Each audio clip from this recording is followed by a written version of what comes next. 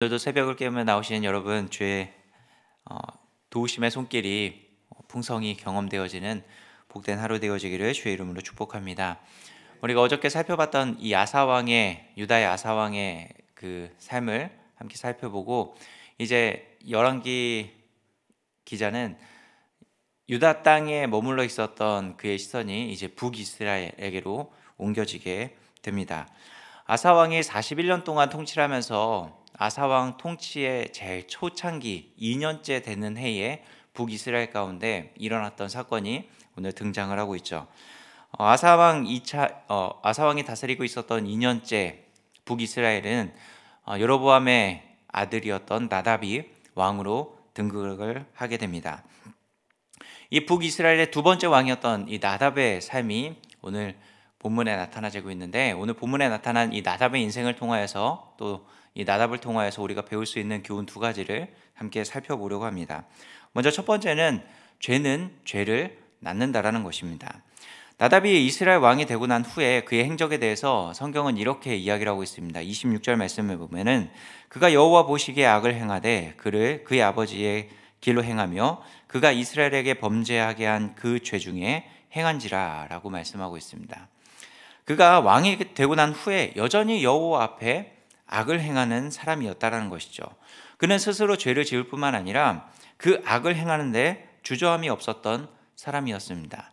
그런데 그가 저질렀던 그 악, 그가 행했던 그 죄는 그 한 사람에게만 머물러 있었던 것이 아니라 이스라엘 온 백성에게까지 영향을 미치고 있었다라는 것이죠. 그래서 우리가 살펴봤던 것처럼 이스라엘에게 범죄한 죄 중에 행하였다라고 이야기를 합니다. 그러니까 그가 저질렀던 그 범죄가 결국 이스라엘 온 백성들이 똑같이 죄를 범하고 있는 자리까지 가게 됐다라는 것이죠. 나답의 행실로 인하여서 이스라엘도 여전히 죄 가운데 거할 수밖에 없었고, 이스라엘도 여전히 나답의 죄의 영향력 아래 거하면서 하나님 앞에 악한 백성들로 서고 있다는 것입니다. 왕의 가장 중요한 책무 중에 하나는 이스라엘 백성, 그가 다스리고 있었던 백성들이 하나님 앞에 온전히 서고 하나님의 말씀을 따라갈 수 있도록 만드는 역할이었는데, 나답은 그 일에 철저하게 실패하고 있는 모습을 볼 수 있죠. 그런데 나답이 이러한 죄를 짓고 악을 행하게 되는 결정적인 요인을 제공했던 사람이 있습니다. 그것은 바로 그의 아버지 여로보암이었죠. 우리가 읽었던 26절 말씀을 보면 그가 여호와 보시기에 악을 행하되 그의 아버지의 길로 행하며 라고 말씀하고 있습니다. 결국 여로보암의 악이 나답에게 영향을 미쳤고, 나답은 이스라엘에게 영향을 미치고 있다는 것입니다. 아들은 아버지의 등을 보고 자란다라고 하는 속담이 있죠. 장인들의 모습을 보면 대부분이 그 장인의 기술을 누가 배우냐면 자녀들이 습득해서 그 대를 이어가고 있는 모습을 볼 수 있습니다. 왜냐하면 그가 태어나서 보고 자란 게 그 아버지가 행했던 일들밖에 없기 때문이죠. 나답도 마찬가지였습니다. 여로보암의 행실과 그가 행했던 그 종교적 삶, 또 그가 나라를 통치하고 있는 모습, 그 아버지 여로보암의 모습을 그대로 보고 답습하면서 지금 그가 그 일을 행하고 있는 모습을 볼 수 있는 것입니다. 이 죄악의 모습은 우리가 앞서 살펴봤던 사실은 솔로몬에게서부터 시작된 모습이었던 것이죠. 솔로몬이 여러 이방 여자와 결혼을 하면서 여러 이방의 신을 이 이스라엘 땅 가운데 들여오게 되고, 그 조그만 틈을 통해서 들어온 그 죄의 모습이 온 이스라엘 백성들에게 지금 계속해서 영향을 미치고 있는 것입니다. 여러분, 죄는 절대 머물러 있지 않습니다. 끊임없이 펼쳐져 나가고 끊임없이 영향력을 미치는 것이 죄의 습성이죠. 반드시 내가 범죄한 그 자리는 또 다른 범죄의 자리로 나아가게 만든다라는 것입니다. 여러분, 세상은 더욱더 악해져 나아가고 있고 더 지능적인 죄를 범하고 있습니다. 이것이 바로 죄의 영향력에 보여주고 있는 그 악한 모습인 것이죠. 요즘 나라적으로 마약이 심각한 문제로 대두되어지고 있지 않습니까? 왜 그런가요?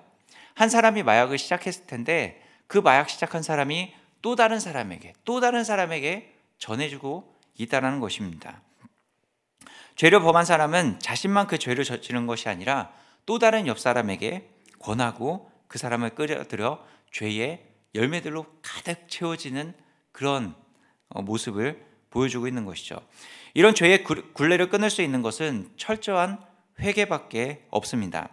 말씀 앞에서 죄의 실체를 깨닫게 되어진다면 우리는 그 죄를 해결할 수 있는 유일한 길인 예수 그리스도 앞에 나와서 자복하고 통회하면서 회개의 길로 나아가야 되는 것이죠. 요한일서 1장 9절 말씀처럼 만약 우리가 우리 죄를 자백하면 그는 미쁘시고 의로우사 우리 죄를 사하시며 우리를 모든 불의에서 깨끗하게 하실 것이요 라고 말씀하고 있는 그 말씀을 붙들고 나의 죄로 인해서 또 다른 죄의 열매를 맺고 있는 내 모습이 발견되어진다면 우리는 그 즉시 우리의 모든 죄를 깨끗하게 하시고 모든 불의를 사해 주시는 그 예수 그리스도 앞에 나아가서 회개하며 나아갈 수 있어야 되는 것입니다. 나답은 이 일에 철저하게 실패하고 있었던 것이죠. 27절에 보면은 나답이 블레셋에 속한 깁부돈에서 전쟁을 펼치다가 그가 죽음을 맞이하고 있는 모습을 볼 수 있습니다. 나답이 전쟁을 치르고 있었던 것은 블레셋 땅 깁부돈이었습니다. 왜 나답은 이 깁부돈에 나아가서 전쟁을 치르고 있었던 것일까요? 깁부돈이 전략적 요충지였기 때문에 아마 나답이 블레셋 땅을 점령하고 나라를 안정하게 만들기 위해서 그랬을 것이다 라고 학자들은 이야기합니다. 나라에게 필요한 곳이었고 전략적 요충지였기 때문에 굉장히 중요한 전쟁을 치르고 있었던 것이죠. 그러나 그곳에서 그는 생을 마감하고 있었습니다. 그런데 여기에 굉장히 중요한 영적 교훈이 담겨 있죠. 블레셋은 이스라엘 백성들이 처음 가나안 정복 전쟁을 펼칠 때 반드시 진멸시켜야 했어야 할 가나안 족속이었습니다. 그런데 이스라엘 백성들이 진멸시키지 못했던 가드, 가사, 아스돗 사람들이 남아서 블레셋이라고 하는 민족이 만들어졌죠. 그러면 이스라엘 백성들이 블레셋과 전쟁을 치를 때마다 그들은 무엇을 생각했어야 되냐면 우리가 하나님의 말씀이 온전히 순종하지 못함을 통하여서 이러한 블레셋이 발생되어졌고 우리는 더 하나님의 말씀에 철저히 순종해 나아가며 그 하나님 앞에 서 있는 모습을 보여야 한다는 것을 깨닫고 나아가야 했던 존재들이 바로 이스라엘 백성들이었습니다. 나답 또한 마찬가지였죠. 이런 영적인 것에 대해서는 전혀 생각하지 못하고 그저 눈에 보이는 전쟁만 생각을 했던 것입니다. 나답이 진짜 이 전쟁을 치러야 됐던 모습은 무엇이냐면 단순히 눈에 보이는 전략적 요충지를 삼기 위해서 전쟁을 치러야 했던 것이 아니라 그 나라 가운데 있었던 우상을 타파하는 영적인 전쟁을 철저히 치러야 했던 것이죠. 그러나 나답은 이 일에 실패하고 있었던 것입니다.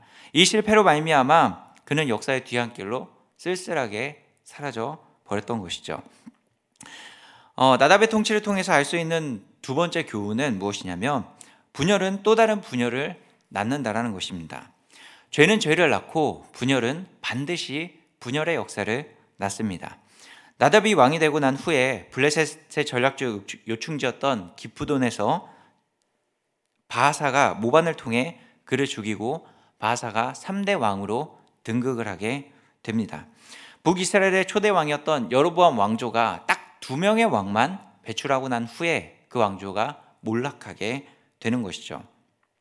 이 사건은 결국 북이스라엘에 어떠한 역사를 이루게 되냐면 왕권 쟁탈전이 시작되는 한 시발점이 되는 것입니다.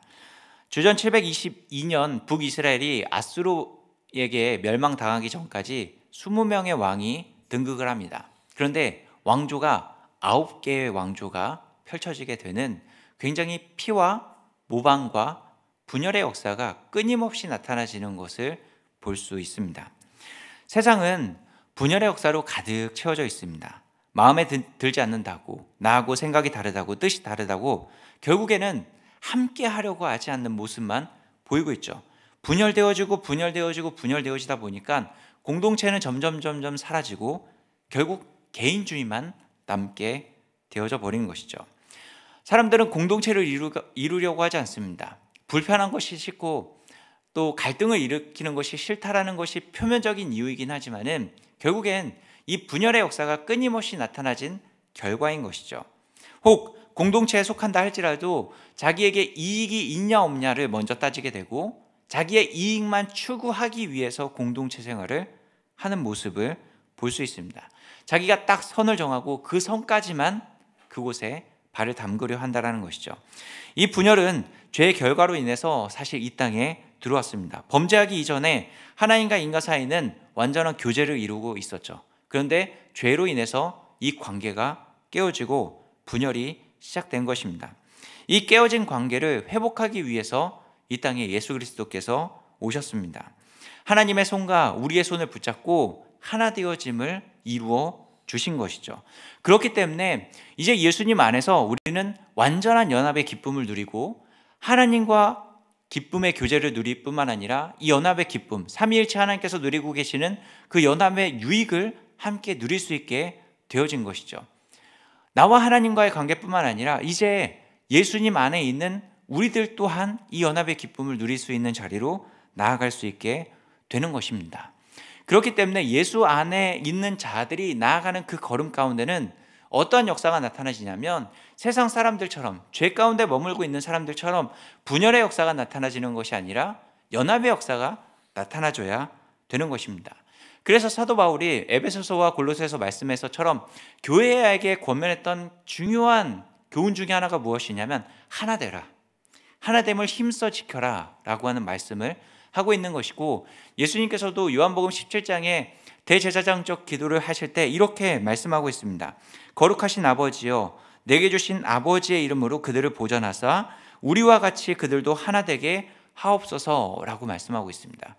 삼위일체 하나님께서 하나 된 것처럼 지금 제자들도 또 앞으로 믿음 생활하는 모든 사람들도 하나 되게 해주십시오라고 기도하고 있는 모습을 볼 수 있습니다.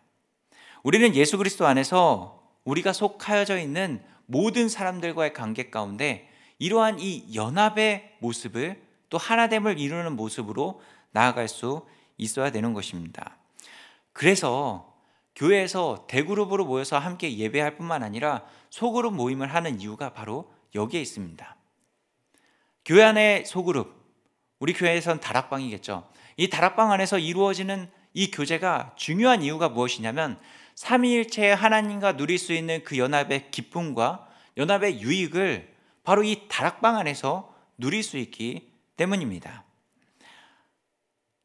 그런데 사람들이 다락방 모임에 대해서 여러 가지 이유를 대면서 자꾸 멀리하려고 하고 있습니다. 바쁘다는 이유로, 또 마음에 들지 않는다는 이유로, 재미없다는 이유로 여러 가지 이유를 들면서 다락방 모임에 대해서 부정적인 시선으로 나아가는 분들이 참 많이 계시는데, 여긴 계시지 않겠지만, 그런데 그 이유를 자세히 살펴보면은 무엇이냐면 결국 나입니다. 나.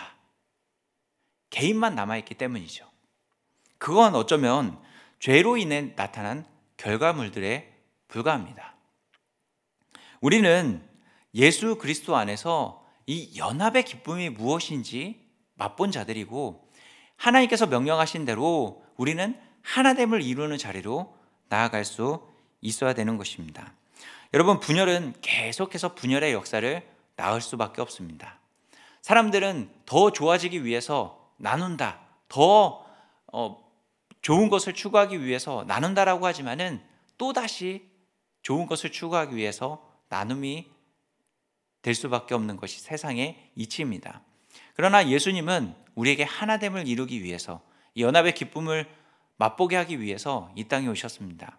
우리는 이 연합을 이루어 나아감을 통하여서 삼위일체 하나님께서 누리신 그 놀라운 은혜를 함께 누릴 수 있는 우리 모두가 되어지기를 주의 이름으로 축복합니다. 그래서 오늘 나답의 삶을 통해서 우리가 배운 이 교훈의 모습들을 살펴보면서 죄의 굴레는 끊고 예수 그리스도를 통해서 우리에게 이루어 주신 놀라운 이 연합의 기쁨이 우리 가운데 충만하기를 주의 이름으로 축복합니다.